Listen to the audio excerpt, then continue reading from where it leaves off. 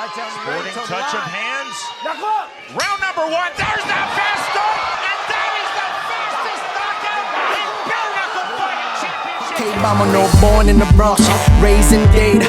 Been in the city since Pit had braids. Bahapanti parties, plata know how to sneak me out. Now it's 7-figure meetings, every day we lead a house. It's game time, the game's mine, you know the vibe. Yo viajaba el mundo entero, reppin' 305. Welcome everybody to another episode of Don't Blink Podcast. You know I usually have the kid in the building. Today I got a sexy co-host, my right-hand woman, sexy Ashley in the building. Nice to have you, baby. Thank you. And today's a special episode for me because I got, my brother from another mother here, Daze. Yo, what's up, baby? We're going to leave the government names out of it. Yeah. And we got Mama Daze in the building. Mama Daze. Mama Daze in the back over there. That's your right-hand woman, too. You've been rolling with Mom forever. That's awesome. Yeah. What's up, my brother? How you been?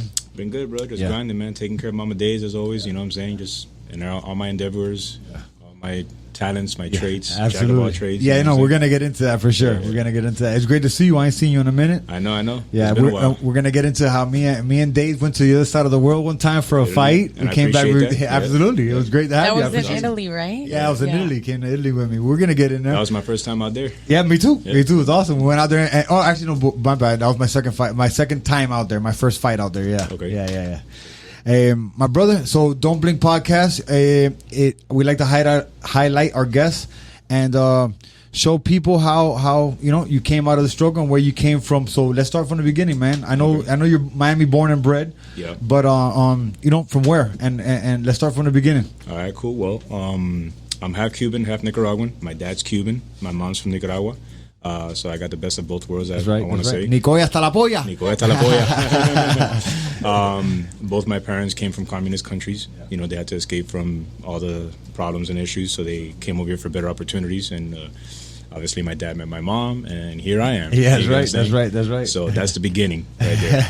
Fast forward a couple years. When you were born, I know you were Jackson. Yeah, I know you represent Hialeah to the fullest. Were you living in that area at that time?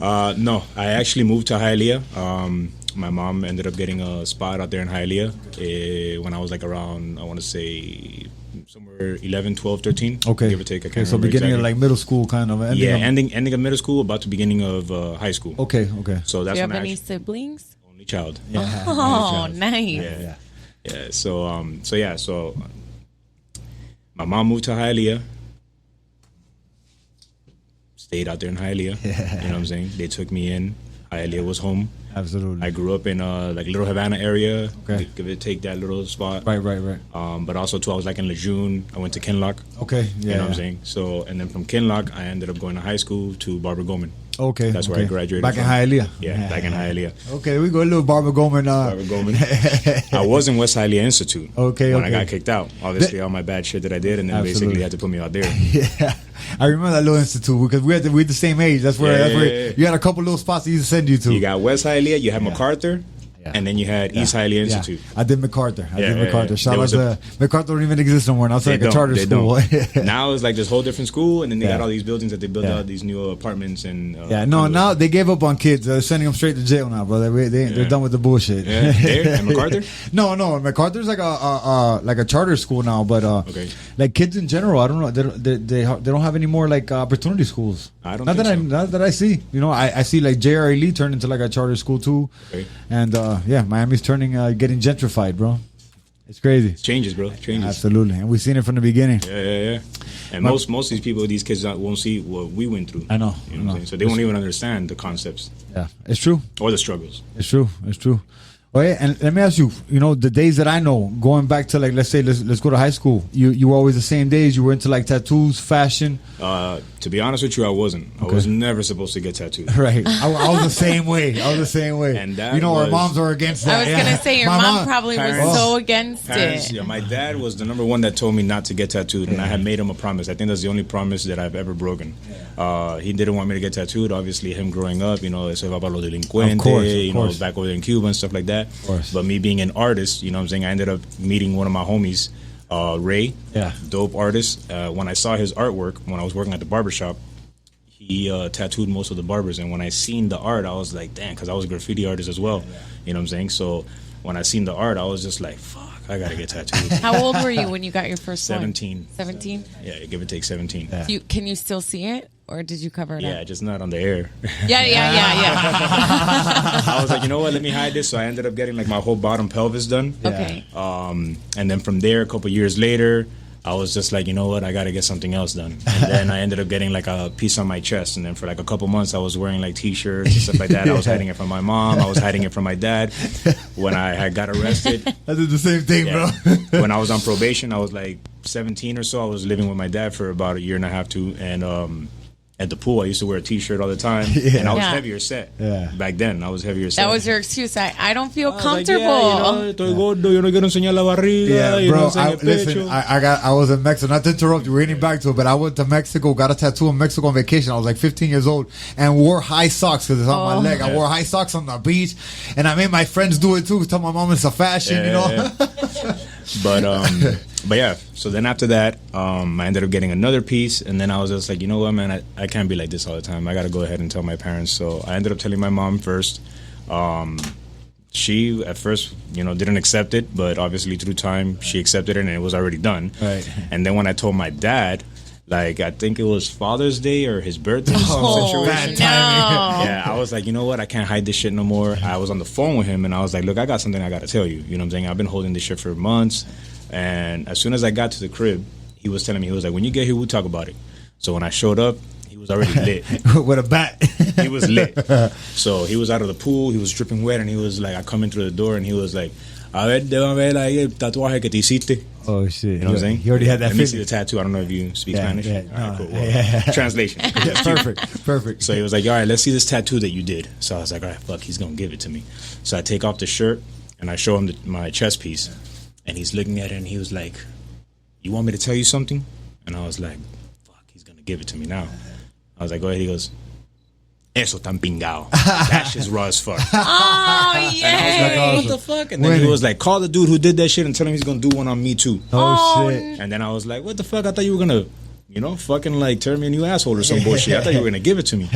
And he was like, nah, man, you know what, bro? Like, you've never asked me for $1. You've been grinding this whole time. You cut hair at the barbershop. You pay all your bills. You got your own car. You paid everything yourself.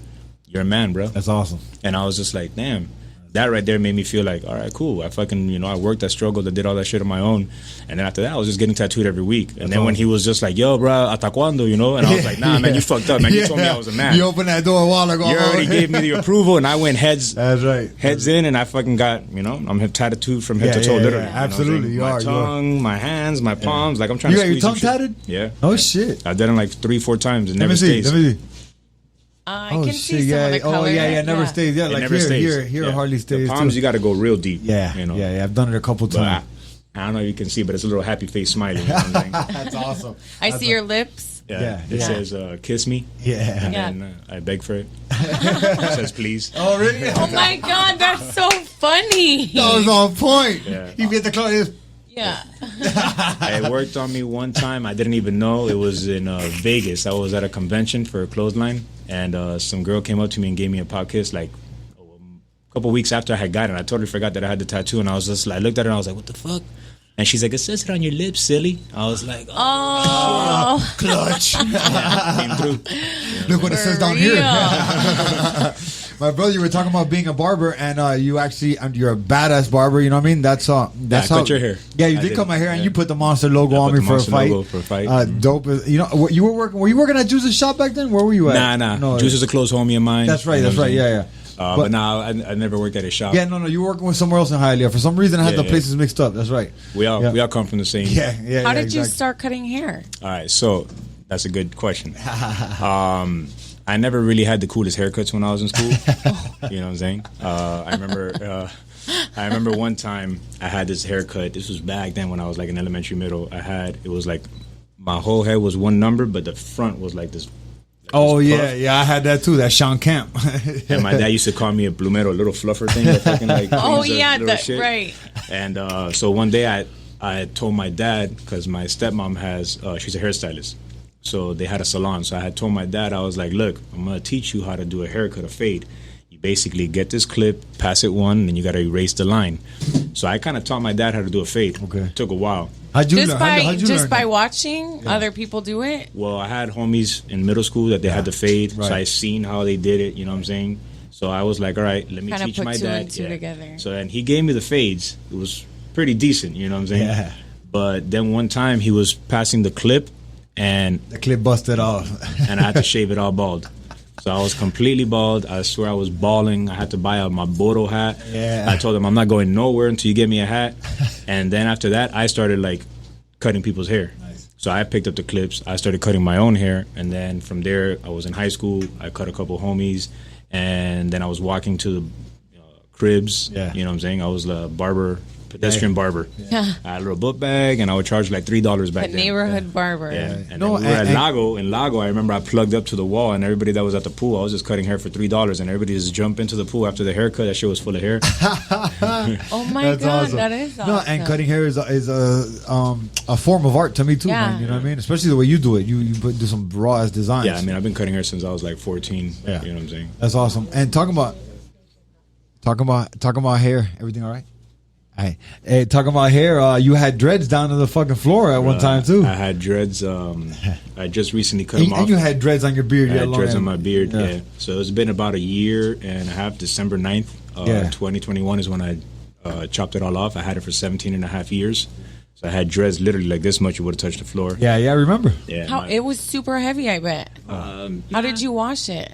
I mean, I went every now and then to one of my ex-girlfriends.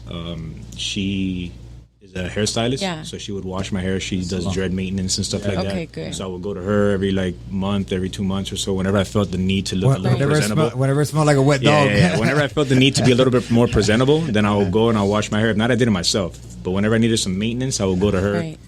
The beard, I had it like 8.5 years. It was to my knees, literally. Now, did you wrap it Yeah. and then would Yeah, put yeah. it? Yeah, I had it wrapped up. I had it picked up. I had to wrap it like 3-4 times. yeah. Anything you could think of, he did with it. Yeah, it was long. It had shells in it. It had had- jewelry Yeah. in it. Oh, I I had bet. crystals, stones. I had people give me gifts. My homeboy's daughter, we'll go to like the Bahamas or Santo Domingo, Right. and they'll bring back little artifacts, and she'll give it to me. She was like, I think she was like 5 years old. That's awesome. Now she's like 17. That's awesome. 16, 17, I think, give or awesome. take. And I had that in my hair. I had You it would in my just put beard. it I in would and put then in. it would just Yeah, grow. they were like around little it. how do you say it? Like trinkets, charms. And Yeah. everything had a story. He had a You know? Christmas tree on his head. Yeah, I did a photo shoot with Christmas lights. He did Oh, too? that's so shit, that's cool. awesome. No, he did. He's done a bunch of badass photo shoots. We're gonna Yeah, get into yeah, that too. What made you cut it? You I were had just to do over a it? ceremony, Okay. and then the ceremony required me to take everything off. You know, for those Is who it know. bitter? For the Bittersweet? religion. Yeah, Iburumboy Bocheche, for those who knows. you Yeah, know what what I'm saying? oye, what Yeah. So I literally had to take everything off. It was part of the ceremony. So I took the whole beard. It was a 7-day process. I took the hair off, and this has been a year plus. And your head too, right? I had to take everything off. No. You're. No, but you didn't grow your hair back on. You No, just left No, it you bald. left it now go. I'm getting it tattooed. Yes. Yeah. So now it's a Because reason I literally more. had the Homer Simpson. I was tattooed on the side, but I had this little empty spot right here. You know what I'm saying? So then Yeah. now, Damn. my homie, he's working on the top of my head. Nice. Javi Tattoo Theory, he's a really dope artist. Yeah, shout out to him, man. Javi. Oh, yeah, absolutely. He's doing the whole piece on my head. So And let me ask you, out of all the tattoos, I get asked this question all the time. Which one's the most painful? I was just gonna ask that. everybody asks that. Yeah. All right, so everyone has different pain tolerance. Women have better, higher tolerance than men. True. Yes. So True is right, babe. True. She's a wrestler. She gets her ass kicked once a week too. Well, women, we give it to you. You know what I'm saying? Women, you guys are champs. Absolutely. So women take pain better than men. Obviously, some guys could take pain. You know what I'm saying? I mean, I've done a lot of different stuff. You see me, I've hang from hooks and shit. Oh, like we that. Oh got you on yeah, here. that's Look. a big question of mine. So okay, so the most painful spot, it depends. You got different nerves in your body. You get what I'm saying? Like Right. to me, honestly, the hands were one that's very memorable. You know, the ribs. Ribs for sure. Anything that bends for me. That's the best way description, you know, like inside the the arm, pit, yeah. behind the knees, around the neck, anything that's gonna Yeah, he bend, said his neck hurt too. that's gonna be a little bit more painful.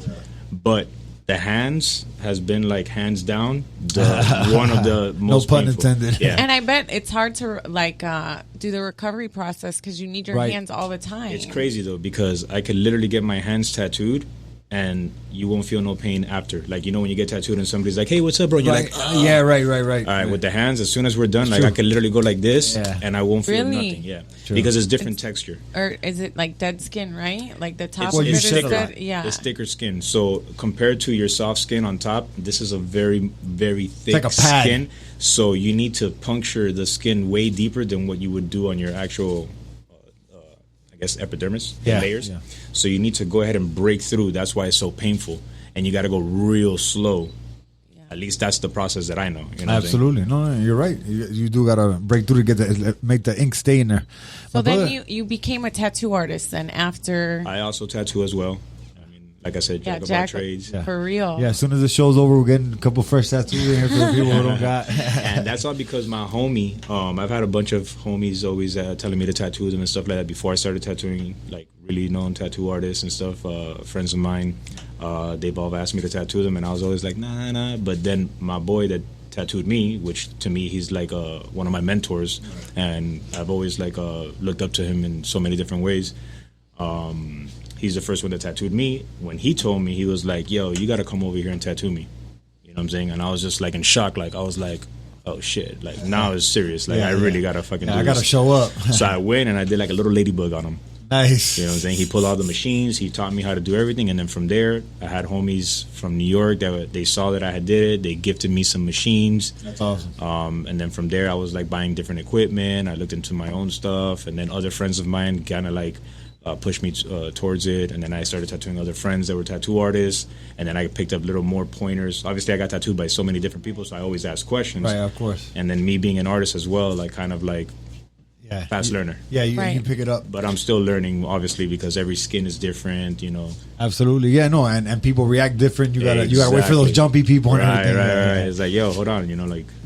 You signed up for this. Yeah, exactly. Were you fascinated by art growing up? Like yes, that was your thing. I was always painting, drawing, doing something. I remember back when I was little growing up, my mom would probably agree to this. I would sit there and watch The Lion King, and I would draw the lion. Wow. You know, I would draw like little stuff. I was always very creative. Yeah. And in our era, well, I mean, as long as I remember, it was like graffiti was huge, you know, but it was illegal back then, you know what I mean? So you always try to get it in where we could. It was a bunch of pennants all over Miami. Now, thankfully, it's legit. We got all Miami looks badass now. Yeah, you know? I got arrested. I used to paint a lot. I remember me and my cousin Tico, gangster. I'll never forget when we got arrested. This is something that I could be like, oh shit, there was a letter from the. Is it the dude who writes Tico? Yeah. Oh, I seen it. I seen it up everywhere. Yeah. As a homie, shout out 004 Connect. Yeah. Big shout out to them. It's my people versing them. Exactly. Yeah. Verse, maps, abstract. Yeah. Versus my dog, man. He came to eat at my lunch truck the other day. Shout out to Knuckle Sandwich 305. Yeah, I gotta go there. I know you do. You do. We got you. So I was always doing graffiti. I was always bombing, doing shit like that until I got arrested. But I had a letter. When the cops came, it was like Crook and Chrome, Heat and V8, Daze and Tico. Yeah. And I was like, oh shit. Like, that was pretty dope. Yeah. You know. And then after that, I kind of stopped, you know what I'm saying? Because my mom's, I'll never forget one time, my mom could obviously vouch for this too. She went with me to, I forgot what store it was, but I had to go buy some spray paint. Yeah. We bought some paint, and it was for Mother's Day. And back in my area, there was like this construction site where it was Les Fontaines. Yeah. And there was this big container that was just sitting there. And I remember I went for Mother's Day, and I was doing this big, huge fucking throw up. And I ran out of red. So I couldn't fucking finish the whole piece. So it said Mon. Mom, he loves you. You know what it was for. It was for my mom. But my mom knew my style, so when she was going to work or wherever the case may be, she came back and she gave me hell for that shit. She was like, you fucking lied to me. You told me you were going to do an art project. And I was like, Mom, happy Mother's Day. I didn't get to finish, you know. But then after that, I was like, you know what? Like, I took my arts elsewhere. Right. I mean, don't get me wrong. I appreciated the simple fact and the rush of going out there in the streets and bombing on expressways and doing shit like that. You know what I'm saying? And shout out to all the homies. Getting your name out there and getting your art out there. Yeah, absolutely. Right. You know, shout out to all of them who still do it. You know what I'm saying? That's why I got so much love for the streets and art. You know what I'm saying? No, absolutely. Me too. I did it as a kid. I was never too good of an artist, but I used to get the rush off doing something bad. Right. Instead of going out there bombing and everything. And then after that, I was like, you know what? Like, I can't do this. You know what I'm saying? Like, I got to take care of moms. I got to take care of myself. What am I going to do? You know what I'm saying? So then from there, I was doing more like art shows, sculptures, and anything that has to do with arts. Like paintings. Painting on canvases. Yeah. I'll go ahead, and back then there was those little monies, those little kid robots. Yeah. They will come blank. I would get those, and I would paint those and do a bunch of crazy shit on it. I went to art shows.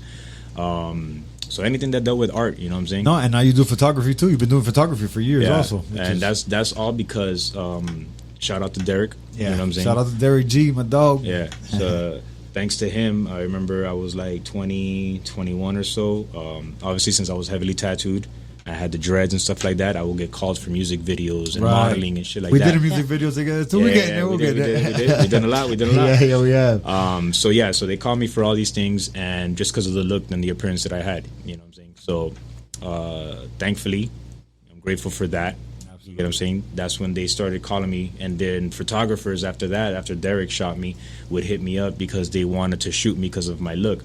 But sometimes they didn't know exactly what they wanted to do with me. They just wanted to capture me. the look. Yeah. No, he has that one of a kind look. You know? Right. So then, And I remember this little period in time. I don't know if it was like maybe 2010 to 12. I don't know, but you were blowing up, man. You were like on New Times, and you were like doing a bunch of things. Like you were like the first Miami influencer, dog. I did Miami. I came out of Miami New Times. Yeah. That was awesome too. I still got a couple of the magazines. I got people that send me pictures sometimes. That's awesome. That to autograph it and shit like that. So that was pretty dope. That's awesome. And it was all because of the suspension and the tattooing industry in the tattoo world. So back to the whole modeling and the photography. When photographers would hit me up and they had no idea what they wanted to do, so then I would come up with concepts. Nice. So then you had the vision. So then I had the vision, the creativity, and I was like, hey, we can do this. I could be in a straight jacket and do this shit and all this stuff. But then sometimes when I would go shoot with them, it wouldn't come out because they didn't have the proper lens, and then I started learning from there. I was like, all right, cool, you need this lens, you need this camera, you need a full frame, you need this and you need that, and all these different things that go about. Right. So then Derek had ended up lending me a camera one time. He gave me a camera. I ended up buying some lenses and stuff like that, and then from there I started, just exploring. I started renting lenses. I started talking to different photographers, and then from there I was able to like pick up little tricks and shit like that. You know what I'm saying? Watching a couple YouTube videos of how to make like do-it-yourself effects, getting a fishing string and some tape wires and make like a whole YouTube University, baby. Yeah.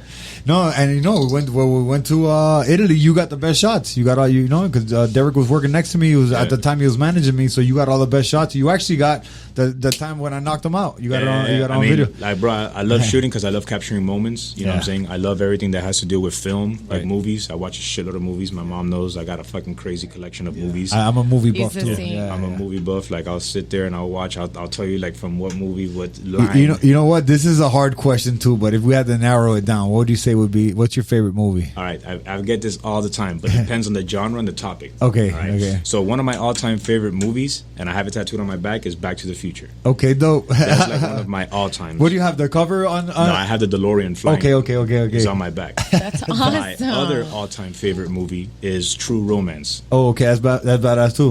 Was that with Alabama? The girl's name was Alabama. Yeah, with Christian Slater. Christian Slater. Yes. That's another one of my badass favorite. Movie. Awesome. And then now we want to talk genres, inspirational movies. That is like sometimes when I feel like I'm like, damn, I need to fucking like pick her up or for some whatever reason, I'll go watch Snatch. That's my movie. Yeah, he loves Snatch and it. Pulp Fiction are my top two. 300. Oh, okay. I'll watch Gladiator. Gladiator. I'll watch Troy. Yeah, Troy's better. So those like they're different genres. That makes you want to get up and run through a wall. But that's the whole point. Yeah. Now you're picking up and you're like, you know what? I'm motivated to do some shit, and I'm going to leave a legacy behind, and I want my name to live on forever. I have what the Gladiator said. What we do in life echoes in eternity. I have it on my head.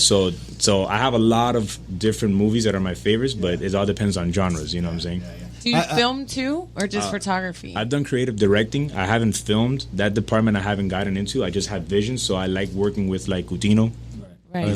Hands down, fucking amazing fucking videographer. So I've done like projects and like for certain companies when they call me for like cannabis companies that they want to do like branding and marketing. Right. So I'll go ahead. Yeah, you have that vision. Yeah. So I'll do that. I'll do like the creative aspects and put it together. The marketing concept. The vision. I'll be like, hey, I want this shot, and then I'll sit there with Coutinho, and he'll be like, all right, well, we need this lens. All right, cool. I'm gonna rent that lens so we can get that shot. Just like I don't know if you've seen the movie Spun. I have. It's an older movie though. It's an old movie. John Yeah, Leguizamo. Brittany Murphy. That's right. But there's like certain scenes that I remember I was telling him, I was like, yo, there's Is this, that one of the drug addicts or something? Yeah, crystal meth. Yeah. And Mickey Rourke and shit like that. Yeah. Mickey Rourke, that's my boy now, bro. Yeah, Small world. Yeah, he's gangster. Yeah. He's gangster. I love him. They'll be on the phone for hours. I'm like, Mick. Yeah. My dad met him years ago. You know, he's the original Miami guy. Yeah. He used to work as a bouncer back in the day. Yeah. And then he got into boxing. Yep. Dope story. Yeah. Well, wait, we were talking about his movie with Spun. No, about filming. No. So basically, there was a scene in there that I was like, "Yo, there's a shot that's like this. Can we get it like that?" And he was like, "All right, well, that we got to do like this." And I'm like, "All right, cool, we're gonna get it because I want the shot, something similar to that." You know, I don't know how the director did it, but that's what I'm wanting. Yeah. That's what we're going for, right? Yeah. So I don't film, but I creatively direct and stuff like that. Yeah, and you know what, baby? He's the one that introduced me to Boswick. So thanks to him. Yeah. Thanks to him, I got a great bruv out there. Yeah, no, me and Boswick stood like this, man. And I was telling you all the time, I used to train with him, yo. Shout out to Jake. Yeah. Shout out to Jake, man. Yeah, he used to train with Jake, and he's still, man, you got to be my boy. He's a fighter too. You guys. And it was a while. I was like, I can't wait till you guys meet. He's a great guy. He's awesome. We spent a trip together. Yeah, we went to Daytona. Daytona, that's right, for some fights. Yeah.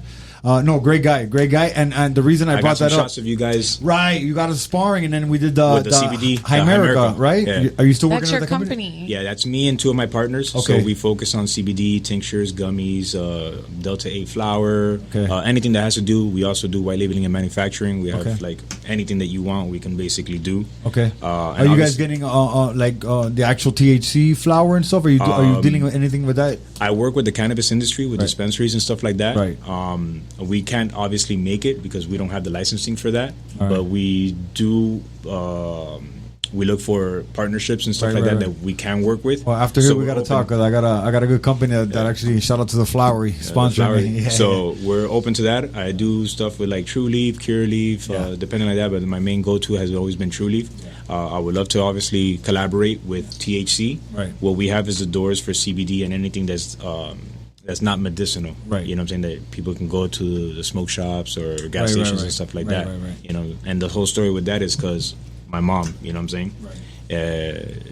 She suffered through a lot for years. And the reason why we came up, or at least one of my goals was to obviously better her healthy alternatives. And get away from big pharma. Yeah, exactly. Yeah. So CBD, obviously, just like every Hispanic parent says, you know, it's a drug. Right. But whether it's weed or cocaine, it's the same thing. The Hispanic parents. Yeah. Same with my parents. Yeah. So, like I said, I'm grateful. Thank the almighty powers above that changed her mind at the same time of me basically presenting it to her, and obviously CBD companies that I worked with in the past before I obviously took this venture of starting with my partners to making our own CBD was helping my mom out, and then now I have her on THC. Yeah. And there's so many amazing benefits. Exactly. And I think that needs to be shared with. Mom, isn't it awesome to see that now after you? I know you knocked it from so many years. Yeah, I know I put her through some hell, you know what I'm saying? But now she's returning the favor and putting me through some hell, you know what I'm saying? But it's a good thing and it's a blessing, you know? For sure. My brother, something you touched on that we got to get on because it's fascinating to anybody. Are we talking about what I wanted to ask? Yes, the suspension. All right. So, I want to learn about that. Okay, so it's originally called Okipa suspension. So there's the Okipa tribes and stuff like that. So, where's that from? India? No, it's different. It's Native American. Okay, I want to say it's Native American, but every tribe, obviously, and every culture has its own initiations, its own rite of passage. You know what I'm saying? So this was one of the rite of passages, which was the Okipa suspension, and you get to do it from different. Originally, you fast, just like every ceremony. You would fast. You wouldn't speak to anybody, just so that the skin gets elastic. You would just basically drink water. For 7 days? At least 7 days. So then what we do is you get the hooks. Originally, when you do it with the tribe, from my knowledge, obviously I didn't do it with the tribe. Right. We did it modern in our times today, you know. But you went to the fish store and got some big hooks, some shark hooks. People did it with hooks. We did a little bit more modernized. Some people did it with hooks. But so basically, they will get some points on your back. That's the first time I ever did it. Shout out to my boy Pinhead. Rest in peace. You know what I'm saying? Rest in peace, but he was the one who actually did my first Okipa suspension, and he was the 13th person in the World Guinness Book of Record that tattooed his eye.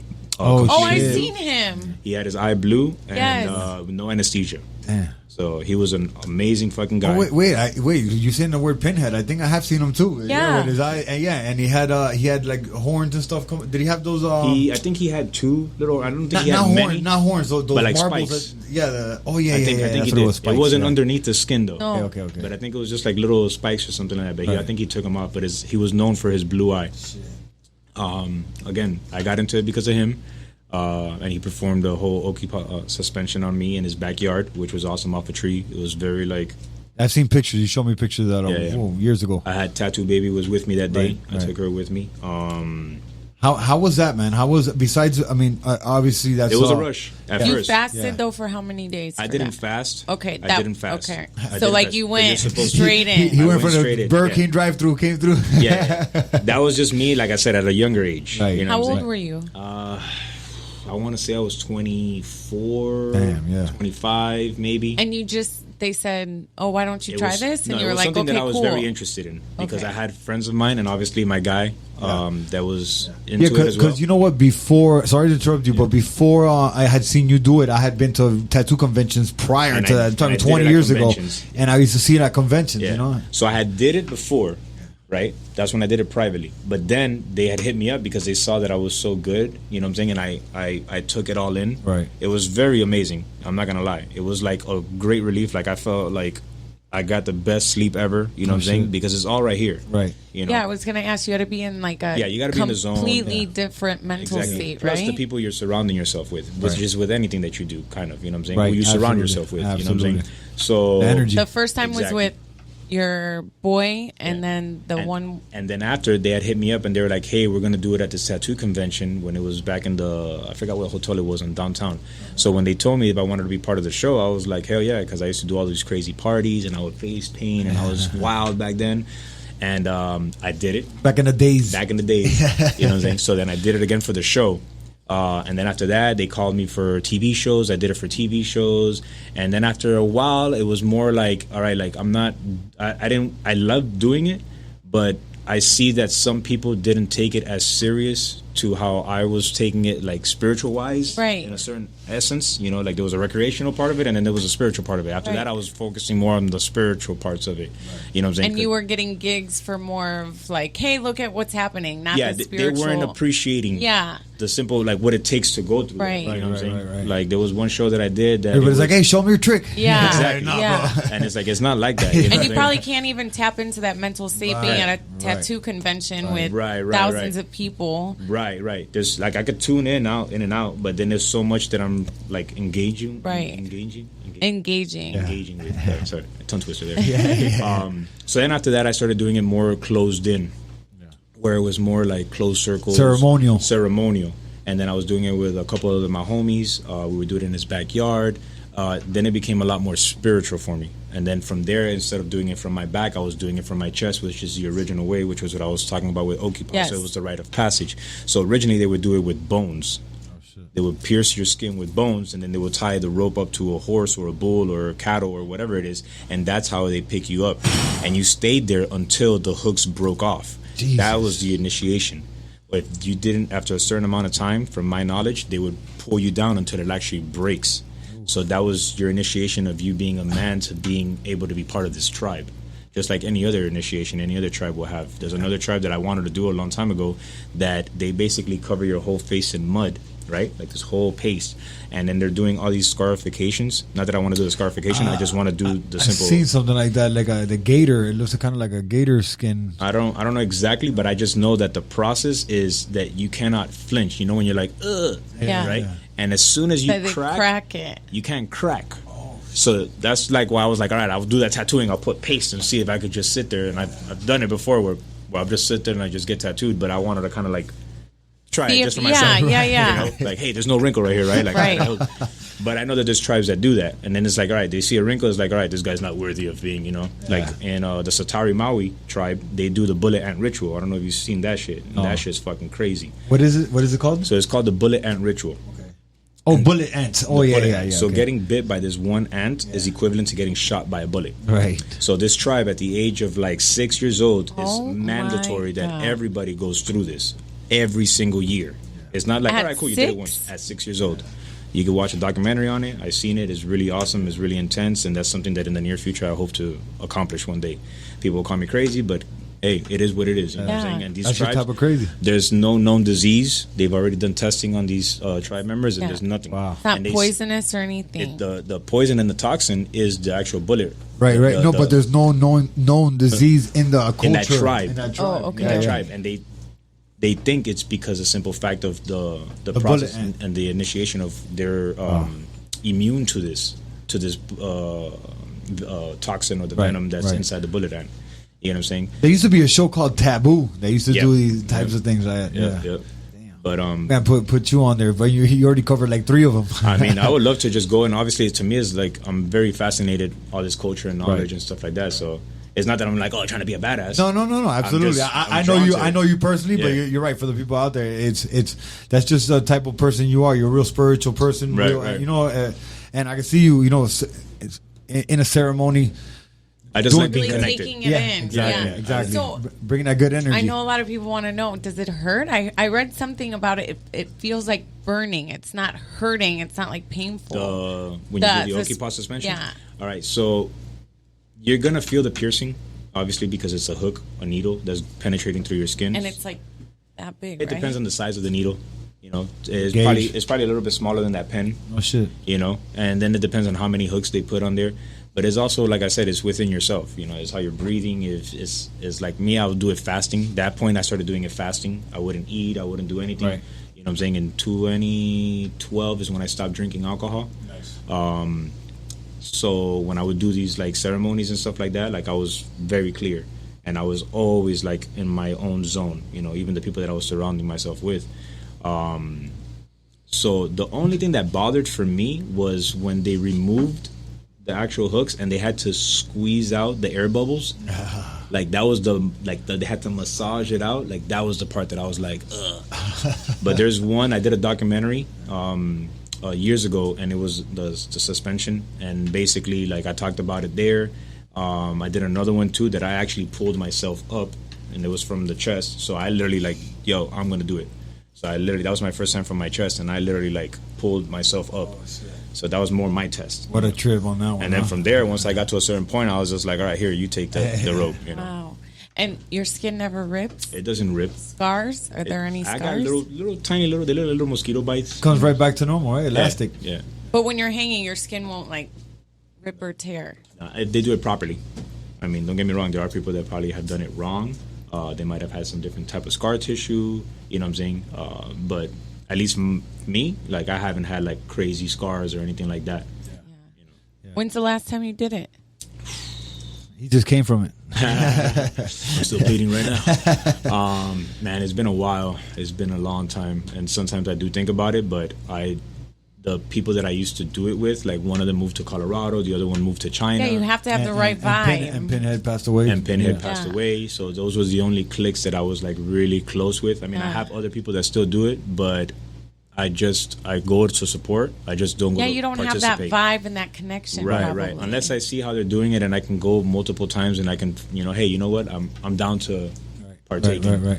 But And something we touched on earlier too was that we were in a music video together, Yeah. and I feel like because I knew about you from before, like you said, you were in New Times, and like to me it was like when Instagram blew up, and you were like blowing up with it at that Yeah. time, and then that was when the algorithm hit, and then it fucked everything up, and now I'm shadow banned, and now all the shit that I put out there depends if people see it. Yeah, now it's crazy. Elon Musk bought Twitter. Yeah, hopefully he takes that shadow ban off, and I can blow up again. For sure. But No, and whatever. shout out to our boy Jose from Filmheads, man. Put us together because yeah. that's the first time that I could really say that I remember that we actually met and we actually vibed that day. Yeah, we knew each other from around the way and Right, stuff like that. right, Shout out right. to the boy, White Boy. Exactly. Shout You out know to what I'm White Boy. That's blood right there. That's my dog. Yes, sir. You know what I'm saying? So there was cliques that we knew. Right, you know what I'm saying? right. But we weren't like, oh, we hanging out. all Right. the time. And and I remember I showed up to a music video, and you had just got into some shit with like 10 people. You were by yourself. Yeah, bro, I was solo, man. You know what I'm saying? I'm not yeah. gonna put out any names or nothing like that. Right. But you know what I'm saying? I was there by myself. This altercation had happened. You know what I'm saying? On some he said, she said bullshit. Yeah. And obviously, like I spoke my truth. You You know what I'm saying? The people that was there didn't really vibe with that. Right. I stood my ground. Right. You know what I'm saying? The people, they were there just doing some clout, Instagram, social media shit. They tried to circle me around. You know what I'm saying? I came from the streets. I know exactly what time it is, bro. Right, you know what I'm right, saying? I moved back. You know what I'm saying? And shit happened. And I remember I showed up to the video shoot right after that happened, and you know, and that's when I really admired you more, because I was like, man, my dog stood his ground here by himself. I showed up to the video shoot by himself, and everybody's like, bro, there was like 10 people here. Yeah. He told him what's up, and everybody just did. Yeah, and I was like, you know what? I mean, don't get me wrong, I was hot as fuck. You know what I'm saying? But I kept my cool. You know what I'm saying? Because you see that woman over there, bro. That's what I do it for. Yeah. You know what I'm saying? If I would have go ahead and tapped into my back in the days, gangster days, and all this bullshit, then what? I get locked up. What happens to her?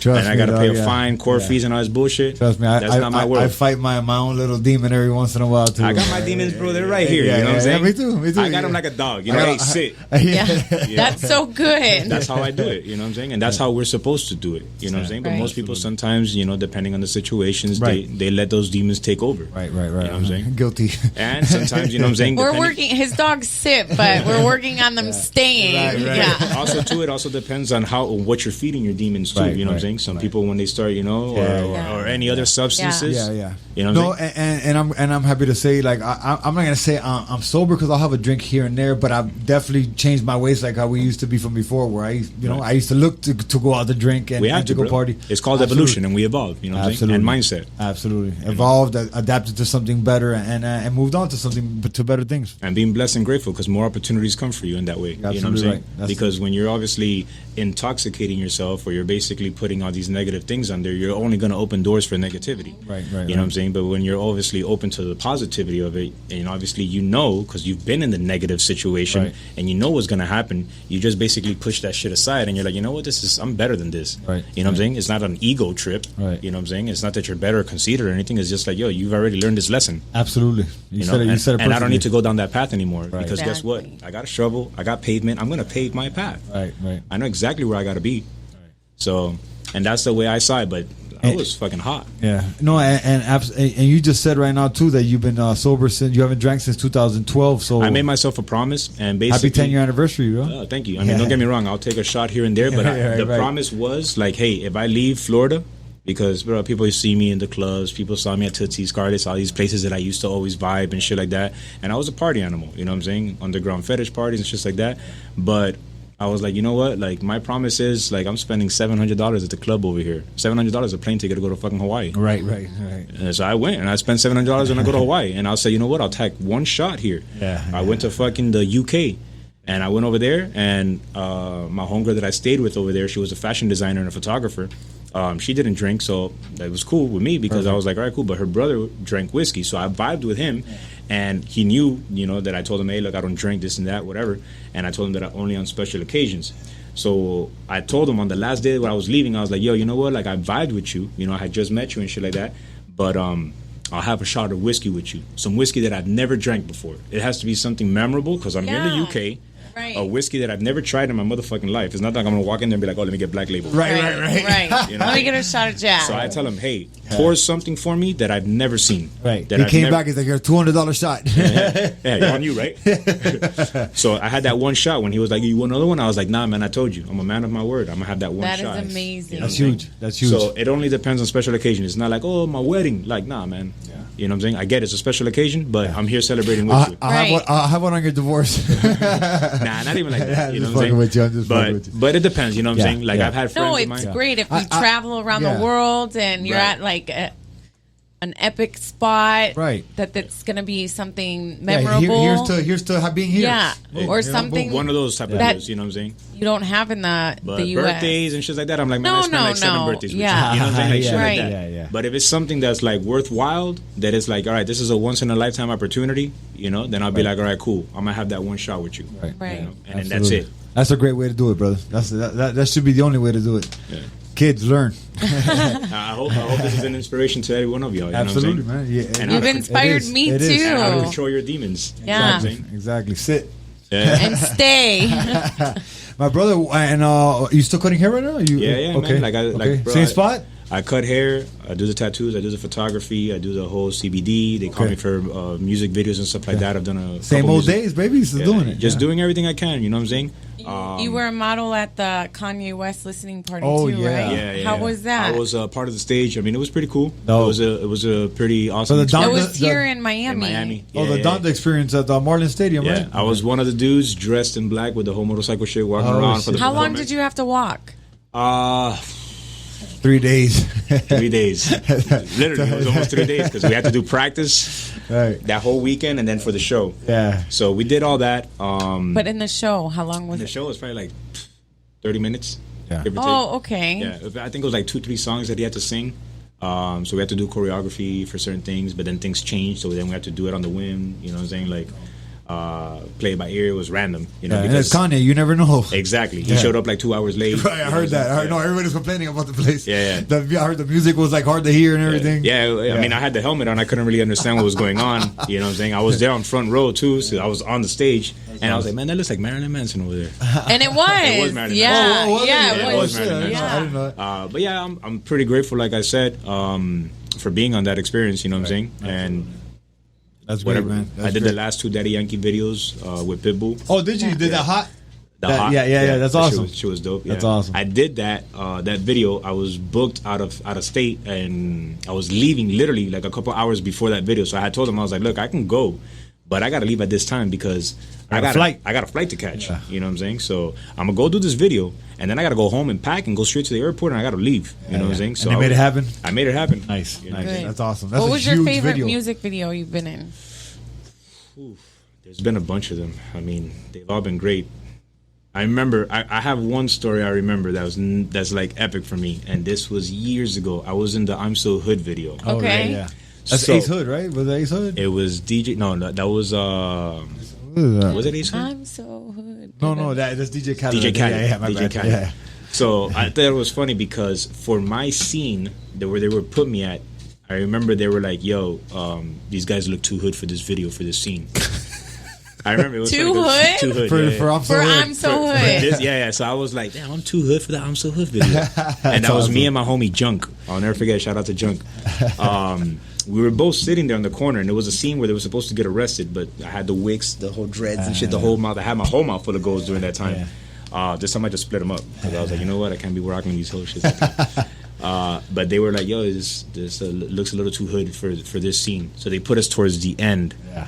But I thought that was a memorable. That's awesome. Funny though. I did the Ace Hood one, the Bugatti. Bugatti, that's the one. Yeah, that one was awesome. Shout out to Gil Green. Oh, that's my dog. Yeah, shout out to I Gil. cut his hair. Yeah. So he basically gave me and I think Sofla. Okay. He gave us artistic freedom, and he had to film another section. So then he gave us like, yo, you guys take care of this part right here while we go shoot this other scene. They were running short on time. That's awesome. So then me and Sofla and I forgot who else, we were there, and we were like in the trailer park, and I was like, yo, can I get on top of your roof, for this scene? And they were like, oh yeah, see. So we ended up shooting that scene. Awesome. So you look in the video, I'm on there with a shotgun, and there was a bunch of chihuahuas on the roof. Oh no. Yeah, I was like, man, he's fucking good. I'm gonna be on the roof with these chihuahuas. That's you can't see it in awesome. the video, but I know that experience, and that was pretty dope. That's awesome. Shout out to Sofla, man. Yeah, Sofla. That's family, and Sofla, actually we filmed a documentary type film, and we've won 3 best documentary awards. That's right. Congrats, bro. Thank you, brother. That's Thank awesome. you, my brother. Yeah, man. Yeah, that's the homie right there. My brother, huge part of the show. We've this is you're the 71st guest on the show. Oh, nice. Yeah, man. And we've asked all 70 guests. Now you're the next one. Thanks. Do you believe in aliens? Of course I do. Absolutely. Yes. Yeah, I believe I am an alien. And that's what I say. That's what I say. That's my answer. Yeah, look right there. There You it see is. the There alien it right is. There it That's is. part of the High American. Yeah, right that's there. it. That's right. That's right. That's that's actually our logo. Yeah, no, it is. I know. Now you said, I go, shit, it kicked back in my brain. Yeah. Any, you ever think you've seen anything? I think I've experienced a couple things. Yeah. I mean, not what you see on TV and shit like that, but you know what I'm saying? We all have our different. I agree, and thinking to like when you're in those state of minds when you're like being suspended and stuff, bro. You go into other galaxies in your mind. You don't even know, bro. That and like I do a lot of mushrooms too. Yeah, I love mushrooms. You know what I'm saying? So shout out to mushrooms. Yeah, shout out to mushrooms. You know what I'm saying? I've done ceremonies. I've done ayahuasca. Yeah. DMT. It's part of the ayahuasca. Okay. So I mean, I haven't done DMT, just the DMT, right? But, from my knowledge, the chacruna and the vine is the chacruna is part of the DMT, so that you obviously have to mix both of them. It's all from the same plant? Yes. So the vine is one thing and the chacruna is another thing. So I had a great experience with that. And I can obviously, from my experience, everyone has different experiences and stuff like that. But your visions and your visuals will tell you, it's like messages. You get what I'm saying? Yeah. So just like connections with aliens and stuff like that, I like going to the Everglades. I like being in peace of mind, and I go out there with my homies. I go out there and I microdose, and like I said, I'm very spiritual, and I respect the Miccosukee lands because obviously the lands were obviously here before us. Absolutely. You know what I'm saying? Mother, it was Earth Day just a couple of days ago. Yeah. Mother Nature, you know what I'm saying? Just like women. Yep, exactly. Obviously we wouldn't be Shout here. out to Mother Earth, though. Yeah. Shout out to all the mothers out there. Right, you know what I'm saying? Absolutely. I'm not sure if you're a mother. I have bonus babies. Not yet. Yeah. That's right. Yeah. She's stepmom to my kids, but hopefully there might be a little baby in the oven soon. Blessings. Thank you. My brother. But I believe in aliens. Yeah. No, but you know what? You had a great answer because that's usually my answer. I say, like people like us are aliens. We live on our own box. We think outside the box. We do things our own way. We carry ourselves in us, and that's why. And think of it like this, bro. When there's a paper, when they come over here and they're like, oh, these are illegal aliens. You know what I'm saying? We already are the aliens. Right. That's right. That's right. You want to put it that way. That's right. That's right. So that's how I like to see it. Absolutely, my brother. Let me ask you, man. If you had, if we had, a kid on the come up right now, and he's looking up to you, dog. What advice can we give some people? Just don't give up, bro. You know what I'm saying? Just make sure that you make the wise decisions. You know what I'm saying? And if you have any questions, to ask around before you obviously jump into something that you know exactly you shouldn't be tapping into. Yeah. You know what I'm saying? Do a little bit more research. Ask them questions to those that you actually do look up to. You know what I'm saying? Sometimes you might get the answer that you're not looking for. Right. You know what I'm saying? But it might be an answer. Right. And then from there, you have to analyze those thoughts, And at the same time, I did a chaperoning one time for a school one time, right? And I like to give this example a lot because us with tattoos and the hair, you got the dreads now. You know what I'm saying? Right. I hung up my title. You know what I'm saying? Thanks. But I got judged a lot. You know what I'm saying? Of course. And just what this tattoo represents, you know what I'm saying? Everybody's like, oh, it's the Book of Wonders. You know what I'm saying? Well, yeah, but this is don't judge a book by its cover. Right. And proper etiquette, when you're introducing someone, what do? You shake hands, right? You shake hands. So and look them in the eye. And you look them in the eye. Right.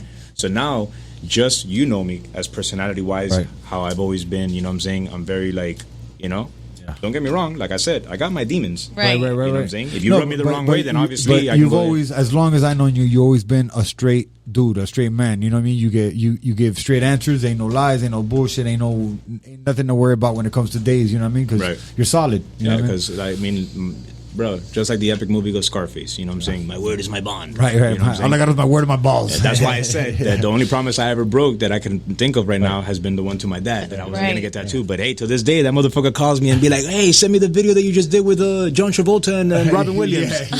Send me this. And he has all the new times. He has that. That's awesome. Proud of you, man. So he's proud, so I get that, and obviously, what is it? The tattoos and the hair and the whole look that I had. It's the being different, bro. You know what I mean? It's crazy. Sorry to cut you off, though. When I first met him, when I first met him or whatever, I was like, wow, he has just this look, something special about him. But fast forward, my mom always... I didn't have this black eye, by the way. Yes. My mom always told me growing up, never judge a book by its cover, right? So then when I'm like, Mom, I met this guy, whatever... Mom Googles you ASAP. My mom Googles him and she, Ashley, oh my God, are you sure?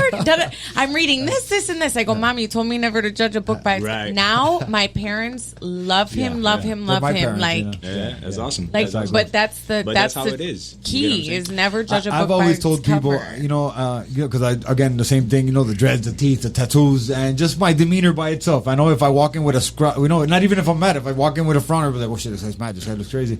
If you give me 2 minutes, open my mouth and talk to you for a second, you'll love. I used to get that all the time. You know what I'm saying? And believe it or not, bro, a lot of the people that obviously changed their mind are older people that I talk to. Right. You know what I'm saying? Like older ladies and stuff like that. Right. I did a job in California. I called my mom on FaceTime because I was there with this 82-year-old lady, and this lady has I say girl because she has this young spirit, right. Young soul, soul. That's awesome. And I'm like, yo, she's 82, and bro, she welcomed me into her house, showed me around, served me tea, a bunch of stuff, and it was amazing. I had a beautiful conversation with this lady, you know what I'm saying? And a lot of people, like, they look at us, you know what I'm saying? I like to go and refer to the Beauty and the Beast, right? You know what I'm saying? Yeah. Like, we look like the Beast. Right. But there's a lot of hidden stuff that, you know, if you open yourself up, you know what I'm saying? Like we do, you know what I'm saying? Because there's a lot of story behind us, and that's with anybody, you know what I'm saying? We don't have to obviously be tatted up to obviously open up to people. But in our case, where we look a certain way, you know what I'm saying? People be surprised. Yeah, that's a huge part of this podcast is people now get to see that I do more than just fighting. I know how to speak to people. Right. We give opportunities to people like you to be like, damn, I seen him around. I thought he was crazy. Yeah. He is crazy, but he knows how to speak to people. He knows how to carry himself. You know, we're all crazy. You know exactly. in our own little ways. You know exactly. Absolutely, I agree with that. People will always do that. I mean, I've done a lot of like shows and stuff like that because of the simple fact. I mean, I've obviously came out on Spanish TV shows talking about it, and every single time I come out on those, they always try to bash tattoos. And they always try to like put it down, you know. And that's a Hispanic heritage, bro. Exactly. Yeah. And I remember this one show that I did. This lady, like right before the show started, everything was all cool. We were like talking. She was so nice and all that shit. But when the show started, she was attacking me. So I was like, oh fuck. But I had knowledge of certain things. You knew how to. I knew, and I had research and stuff like that. And I used to go to Catalyst. I don't know if you ever heard of Catalyst back then. No. All right. So this homie, he was a pastor, like a speaker, right? Joel.